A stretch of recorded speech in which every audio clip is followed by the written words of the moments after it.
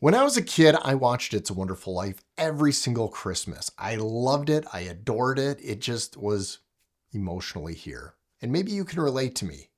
And then one Christmas, one of my friends said, "Hey, Jared, guess what? You can watch It's a Wonderful Life in color. Let's do that." And I said, "Hey, sounds like a good idea." And it was absolute crap. I don't know why anybody would watch It's a Wonderful Life in color. It distracted from the whole storyline. The colors were horrible. It did not match well. It distracted from everything, including the emotions. And I wanted black and white back. Which then made me start to think, why was black and white so good opposed to color? And what movies should be in color and which ones should be in black and white?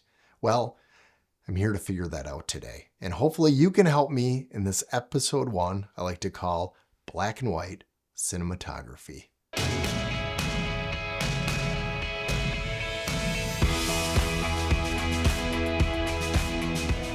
Today we're going to be exploring the wonderful world of black and white. And yes, I actually started out in black and white photography, not cinematography, but photography. And I loved it. The simplicity of it, the no distractions, you get right to the subject. And I think that's what we're missing most of the time in certain videos, movies, in the cinema. And there are movies that are worth watching in black and white, and some movies that are definitely not. And here's a case in point. It's a Wonderful Life, black and white all the way. White Christmas, totally color. And why is that? Each one was designed specifically for that film format. It's a Wonderful Life was designed for black and white, and so was the wardrobe, what went with it, so it wasn't a distraction. And for White Christmas, everything was colorful. It was Christmas time. You had reds, you had greens. It was beautiful.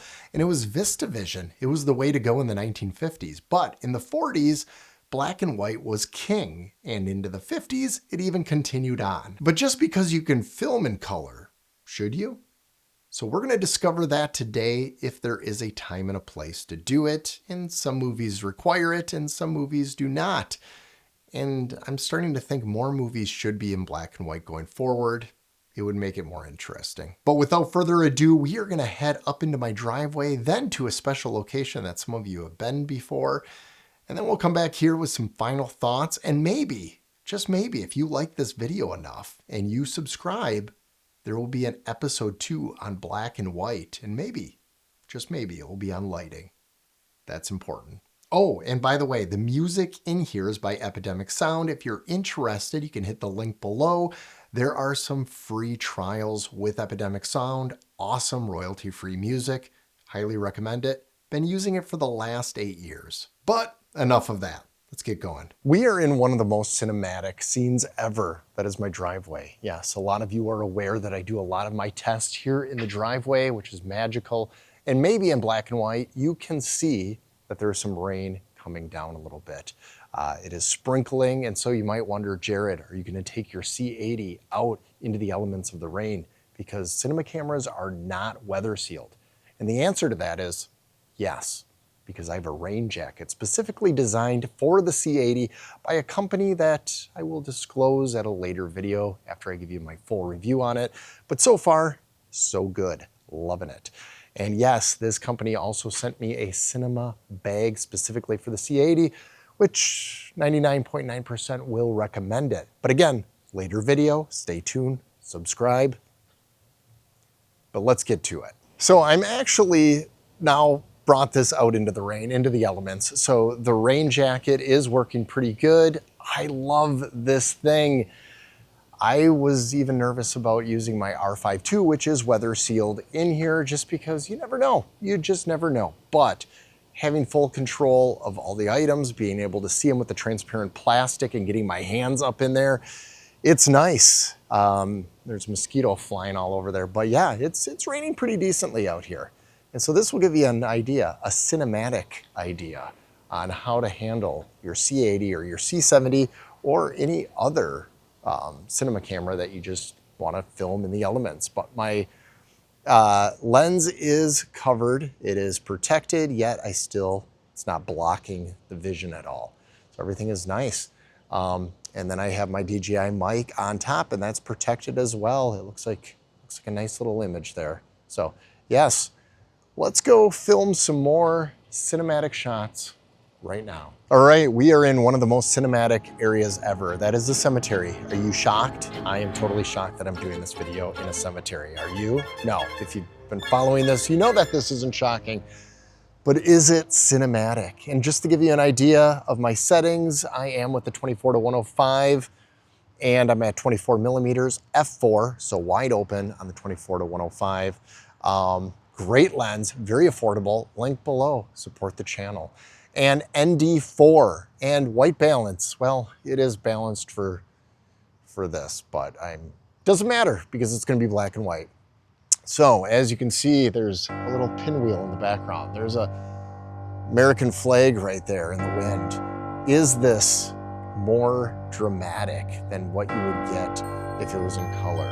And it probably depends on the color. You know, if you are looking for a gritty look, depending on, you know, the production, is it a comedy? Is it gonna be more vibrant in color? Or is it gonna be darker and more greens for a grittier, more dramatic look? Either way, comedy, dramedy, drama, suspense, action, it could all be super cinematic. We're at 85 millimeters on the 24-105, f4. And a lot of people wonder, what is the most cinematic aperture there is? Well, a lot of us in the photography world always want to do wider when it comes to that shallow depth of field, or if you're like me and you're in real estate photography, you want a very small aperture so a lot is in focus. It's a little bit different from a perspective of a cinematographer. Now, am I a cinematographer? No, but the perspective is this.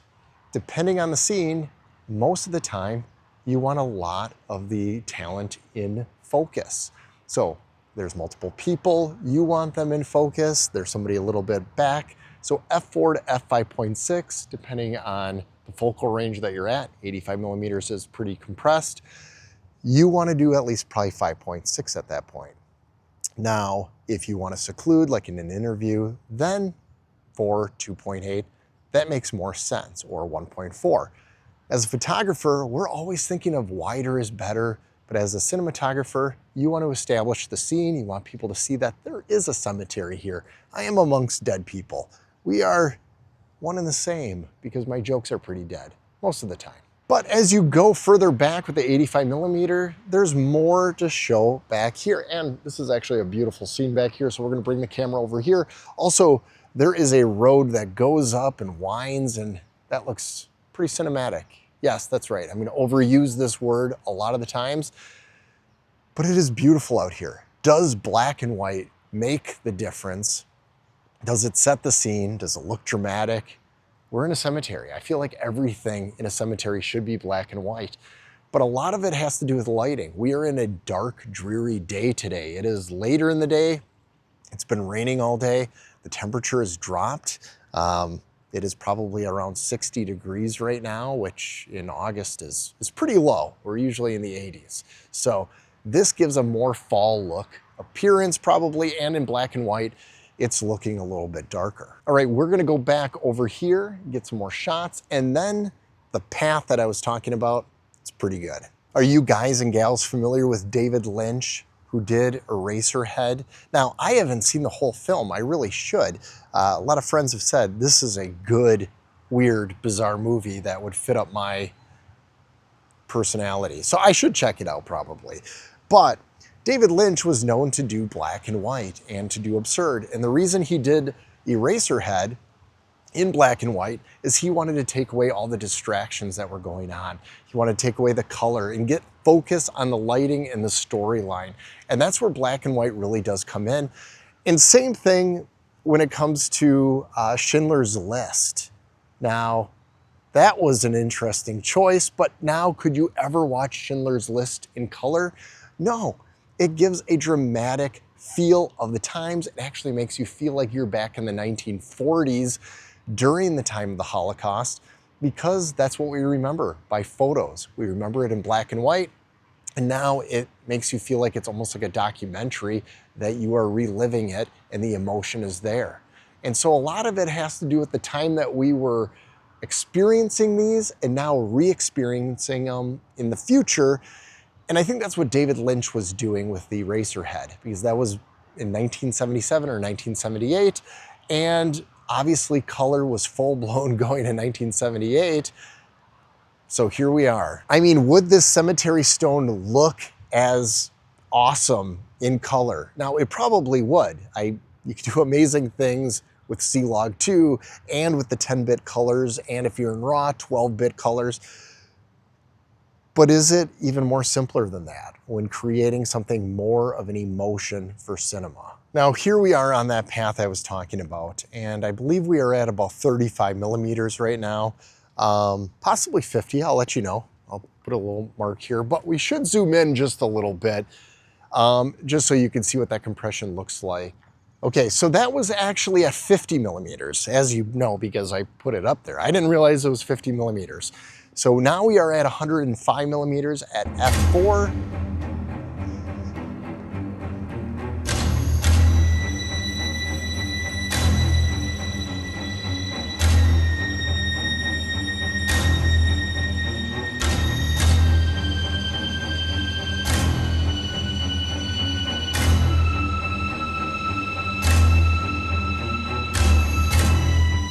Pretty suspenseful, huh? By the way, that raw talk was actually pretty good. If you have time to watch or listen to it, the raw talk between Jared Polin and Tony Northrup kind of surprised me. I actually sided majority of the time with Tony Northrup. It was kind of shocking. But I will say this, I do want to make a reaction video to that podcast because there are some things that just boggled my mind of what Jared said.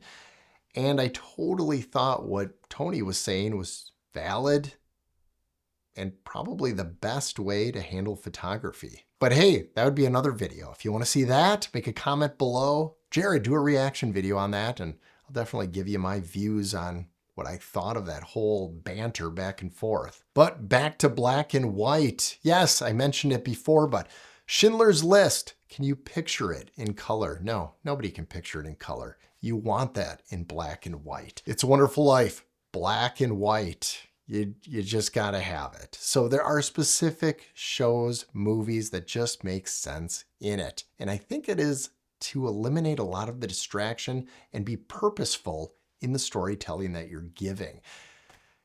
But you tell me, what do you think constitutes the best reason to do black and white, either photography or cinematography? And let me know if you want to see another episode that would be more specific in lighting, and then there would be maybe a third episode that would be on focal lengths. So we can definitely explore the black and white end of things. And by the way, I make these videos not only just for you, but for me too. These are questions that I have, and I get to experiment with my camera, with my lenses, and get better at what I do. So then when I do it professionally, I'm all good. Here is where I struggle, is in front of you.